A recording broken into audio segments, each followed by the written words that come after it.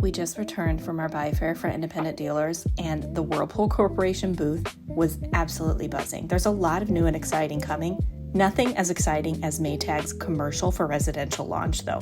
Genuinely did not see this coming. We are so excited about this. Every dealer that is also a servicing dealer that I talked to, we are nerding out over this for our customers.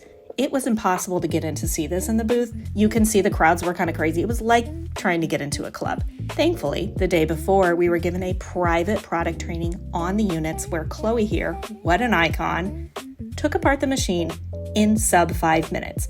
Yes, that's applause. And also, we applauded again when they told us that there's no lid lock on these machines. The units are fully accessible from the front panel that's easily removed, and this is an entire new system. It's called DuraCore. It's a base mount suspension system with a direct drive motor. It's so sturdy that people were up and walking on these machines just to showcase. They have eliminated 50% of the unneeded or highly serviced parts of a washing machine. It's super durable. This is built to last 30 years. They're calling it the most dependable Maytag laundry pair ever built.